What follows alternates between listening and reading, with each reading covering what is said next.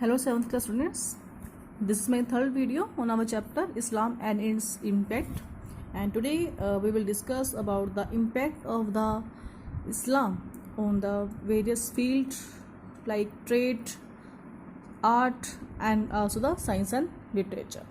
So first of all, impact of Islamic civilization on trade. Students, between the 7th and 10th century CE, Arab traders dominated the trade routes, but from the Persian Gulf as Iraq, Persia, Central Asia and parts of the Indian subcontinent were under their political control. अब देखो 7th और 10th centuries means nearly it was for 300 years were there, जबकि अरब जो traders थे उनका properly control था on the trade route जो connect करता था ईस्ट और वेस्टर्न कंट्रीज को, बिकॉज देखो जो पर्सिया है, सेंट्रल एशिया है, इराक है और जो अदर हमारा जो इंडियन सबकॉन्टिनेंट का कुछ एक पार्ट्स थे उनके ऊपर अरब्स का पॉलिटिकल कंट्रोल था। मीन जो रूलिंग पावर थी वो अरब ट्रेडर से ही थी वो। After this when the silk route was disrupted, देखो जब सिल्क रूट को डिसरप्ट किया मीन्स वहाँ पर इंटरप्शंस हुई due to the Mongol raids from Central Asia. Central Asia से मंगोल्स आए थे, उन्होंने जो सिल्क रूट जो था, जो फेमस सिल्क रूट था जो कि चाइना को कनेक्ट करता था विद द यूरोप, तो सिल्क रूट को यहाँ पे डिसरप्ट किया मंगोल्स ने। अटैक जब उनके अटैक हुए सिल्क रूट के ऊपर, तो ये अरब ट्रेडर्स थे जिन्होंने एक लिंक क्रिएट किया between the eastern and the western market through the sea route. तो अरब ट्रेडर्स ने सी रूट, जब देखो लैंड रूट सेफ नहीं था, अब सिल्क रूट जो था लैंड रूट था वो सेफ नहीं था due to the Mongol raids. Mongols raids का मीन्स क्या होता है? अटैक। मंगोल्स ने जब अटैक किया सिल्क रूट के ऊपर, तो उसके बाद अरब ही थे, जो अरब ट्रेडर्स थे जिन्होंने सी रूट के थ्रू वेस्टर्न और ईस्टर्न वर्ल्ड को कनेक्ट किया। After this the expulsion of Arabs from Spain, अब देखो जब ओटोमन टर्क्स का वहाँ पर उन्होंने कैप्चर कर लिया था कॉन्स्टेंटिनोपल को, आफ्टर दिस जो अरब्स थे दे वर एक्सपल्शंस। एक्सपेल्डेड मीन्स क्या होता है? Forcing someone to leave. जब उनको ओटोमन्स ने फोर्स किया लीव करने के लिए उस जगह को from the Spain in 1492, then finally put an end to international sea trade. तो जो इंटरनेशनल सी ट्रेड था वो ख़त्म हो चुका था and they were replaced by the European traders. तो अब यहाँ पर जो यूरोपियन जो ट्रेडर्स थे जो कि उन्होंने सी रूट, न्यू सी रूट को डिस्कवर किया गया। जैसे कि आपको पता ही है 1492 में Columbus discover the sea route to the America and then in 1498 that is Vasco da Gama he discover the sea route to the India. तो ये उसके बाद जब अरब्स का मीन्स जो रूल जो कंट्रोल था ऑन दिस इंटरनेशनल ट्रेड वो ओवर हो चुका था, तो उसके बाद में यूरोपियन ट्रेडर्स जो थे वो रिप्लेस्ड हो चुके थे, उनकी जगह यूरोपियन ट्रेडर्स ने ली। एंड जो सबसे पहले इनमें से थे दे वर द पोर्चुगीज। देखो जो कोलंबस है that was the Vasco da gamma, they were the Portuguese. वो पुर्तगाल से बिलोंग करते थे ये ट्रेडर्स जो थे। इस्लामिक ट्रेड आर्ट, अब देखो इस्लाम जो है it forbade the paintings of the humans. सबसे पहले जब इस्लाम जब देखो एग्जिस्ट हुआ तो उसने ह्यूमंस की पेंटिंग बनाने की वहाँ पर बनाई थी। आप ह्यूमन जो हम ह्यूमन की फॉर्म में है, जैसे कि कोई भी यहाँ पर किसी मेल का, फीमेल का, चिल्ड्रन का, ऐसे इस तरह से उनकी पेंटिंग्स बनाने की यहाँ पर बनाई थी। Why? Because they thought it led to the worship of idols. उनको क्योंकि देखो इस्लाम में मूर्ति पूजा की मनाही थी, उनको लगता था कि अगर हम पेंटिंग्स बनाएंगे ह्यूमन के तो इससे मूर्ति पूजा को कहीं ना कहीं बढ़ावा मिलेगा।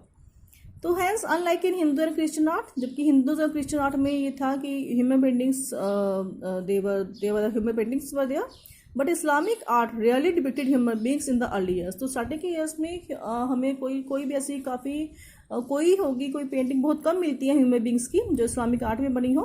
It focus instead on art that were mostly abstract and decorative with geometrical patterns और कैलीग्राफी। तो इन्होंने किस चीज़ के ऊपर फोकस किया? इन्होंने फोकस किया कैलीग्राफी के ऊपर और ज्योमेट्रिकल डिजाइन के ऊपर। Calligraphy means art of beautiful writing and the geometrical patterns on the design.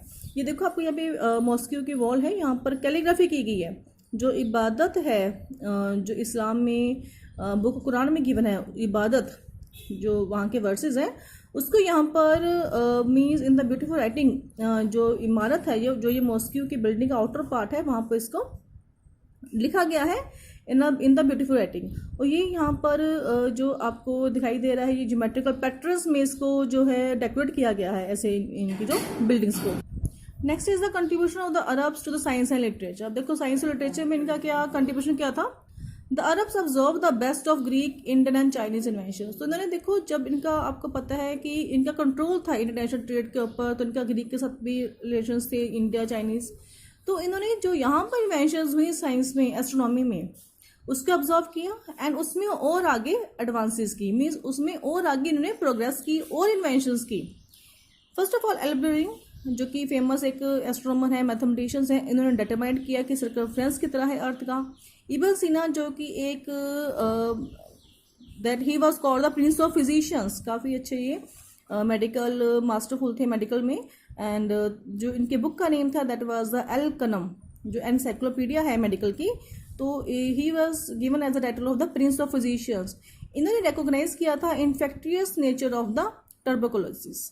टर्बोकोलोसिस means जो टीबी होता है, ठीक है, उसकी किस वे से इन्फेक्शन हो सकती है। जब एक बॉडी पार्ट में ये अगर हमें टीबी होता है एक बॉडी पार्ट में, तो कैसे ये अदर पार्ट्स को भी इन्फेक्ट कर सकता है। And then it also observe recognize the thesis. Thesis क्या होता है, जो कि चिल्ड्रन को कॉमनली होता है जब आइज में कोई चोट वगैरह लगती है तो उसकी वजह से इन्फेक्शन स्टार्ट हो जाती है। तो थीसिस एंड टर्बोकोलोसिस, इनकी इन्फेक्टियस नेचर के बारे में इन्होंने इस चीज़ को रिकॉग्नाइज किया। In the literature the house of wisdom was established. तो हाउस ऑफ विजडम क्या था, जैसे कि हम कहते हैं एक knowledge, house of wisdom mean जिसमें हमें नॉलेज, जो चीज़ हमें नॉलेज प्रोवाइड करती है। तो इन्होंने बगदाद में अरब्स ने एक famous library, house of wisdom was a library, इसको एस्टेब्लिश किया and it was a centre of the translation. तो ये सेंटर था ट्रांसलेशन का। इसमें पर्सियंस, ग्रीक्स और इंडियंस लैंग्वेजेस के भी जो भी बुक्स वगैरह थी, जो भी टेक्स्ट थे, उसको ट्रांसलेट किया गया into the Arabic language. Next है आपका कि works of literary beauty created by the Arabs include Omar Khayyam's book of poetry. तो देखो उमर खयाम जो था वो एक, उन्होंने काफ़ी अच्छी पोएट्री बुक लिखी थी and the name of the book was a Rubaiyat. और एक एवरग्रीन ट्रेड्स ऑफ एडवेंचर है अरेबियन नाइट्स। आप लोगों ने शायद देखा भी होगा, अभी टीवी चैनल्स पर भी बेटा इसके बारे में टेलीकास्ट होते रहते हैं। इसके ऊपर स्टोरी जो है अरेबियन नाइट्स, ये एक स्टोरी बुक है, इट इज़ वेरी फेमस। तो ये Rubaiyat and Arabian Nights, these are the examples of the Arabic contribution to the literature. Indian and the Arab. अब देखो इंडियन में अरब्स, जो इंडिया और अरब्स का रिलेशंस क्या था आपस में। फर्स्ट ऑफ ऑल देखो जो इस्लाम जो था it came to India through the Arab traders. अब जो अरब ट्रेडर्स ही थे जो कि इस्लाम को इंडिया में जिन्होंने इंट्रोड्यूस किया firstly, who settle in the Malabar coast. जो बेटा केरला में हमारा मालाबार कोस्ट है, तो 7th सेंचुरी CE में ये अरब ट्रेडर्स जहाँ पर सेटल हो चुके थे। So they introduce Islam here and these traders receive the patronage of the local rulers. तो वहाँ के जो लोकल रूलर्स थे, जो केरला के रूलर्स थे, इन्होंने इनको एनकरेज किया। India's contact with Islamic culture increased greatly after the arrival of the Muslim invaders। उसके बाद में सबसे पहले देखो अरब्स ने ही इसको इंट्रोड्यूस किया इस्लाम को इंडिया में। उसके बाद जब मुस्लिम इन्वेडर्स आए, उन्होंने जब यहाँ पर सेटल्ड हुए, यहाँ पे अटैक किया and they settle in the India, उनकी रूलिंग पावर स्टार्ट हो चुकी थी इंडिया में।